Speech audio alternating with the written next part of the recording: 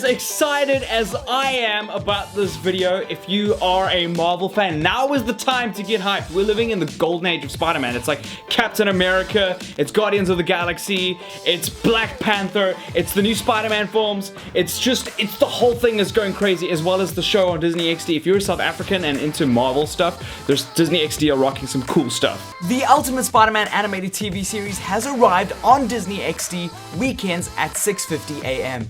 It's an action-packed series that has Peter Parker taking missions from S.H.I.E.L.D. and heading all over the Marvel Universe. You'll see a ton of crossover in the universe if you're a Marvel fan, as well as some great animation.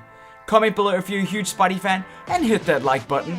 And talking about things that you need to see, or rather don't, is anybody out there still confused about Spider-Man's origin story? I think we've seen Peter Parker being bitten more times than I've caught Zubats. That's a lot of times. I'm tired of seeing Zubats. One of the reasons I'm not playing Pokemon Go that much. But there are some things about Spider-Man that I bet you didn't know. Here are 5 of them, and before I start, or before I get to that, if you're super wary of spoilers, you might want to give this video a skip. Cool, let's get on it. Spidey's web isn't real. This one might be old, but it's still got some OMG factor, especially if you didn't know that. It turns out that the web that shoots from Spider-Man's arms isn't real webbing. According to the comic books, Peter Parker doesn't gain the ability to make and shoot webs when he's bitten by that spider. Instead, Parker creates the webbing himself with his science-savvy know-how. The idea for organic webbing came from James Cameron's version of Spider-Man, created before the Sam Raimi films in the early 2000s. For whatever reason, the filmmakers decided to keep this aspect of Tobey Maguire's Peter Parker. Peter Parker's parents were agents of S.H.I.E.L.D. If you're keeping tabs on the Civil War, this might be super interesting for you. We never really get to hear too much about Parker's parents in the film series. We know that they died in a plane crash, but other than that, the story mostly revolves around his surviving relatives, Ben and May Parker. Less so if you go by a story arc in the comic book series that features Richard and Mary Parker as agents of S.H.I.E.L.D., which is pretty awesome. I think my parents are kind of cool, right? Already, they exist, they made me. But if they were part of S.H.I.E.L.D., I'd probably flip out. Can you imagine your parents being a part of S.H.I.E.L.D.? The comic books also have a story arc that involves Parker's parents coming back after being missing for 20 years. A while later, it turns out that these were imposters sent by Spider-Man villain Chameleon. Ben Parker's famous line about power and responsibility wasn't actually his. So in the wonderful age of the internet, this happens fairly often. We often confuse things around who said what and where. But this one's pretty big.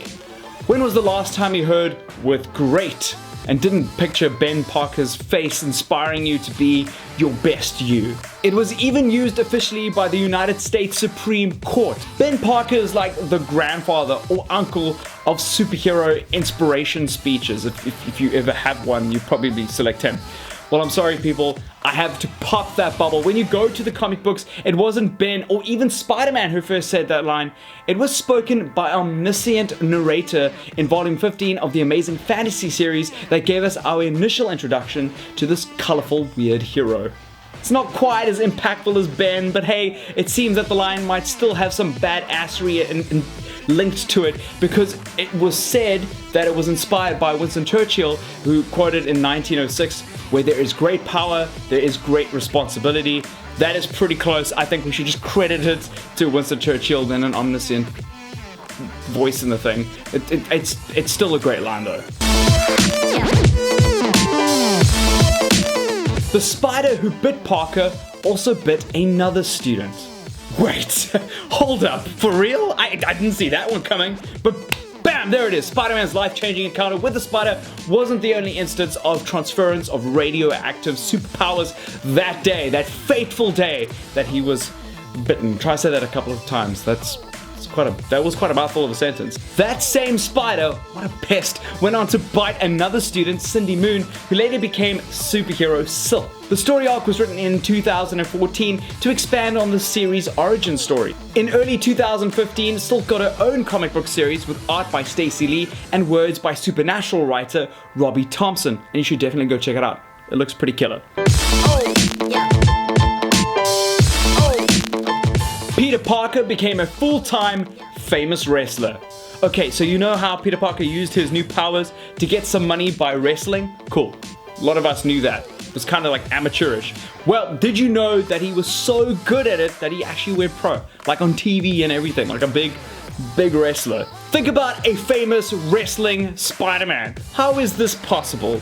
In the Earth 58163 universe, my favorite ever Peter Parker became the star of a new wrestling league, eventually becoming a wrestling superstar. And that's basically The Rock's origin story, so alright, we just keep an eye out on him just in case. You know, great power comes great responsibility.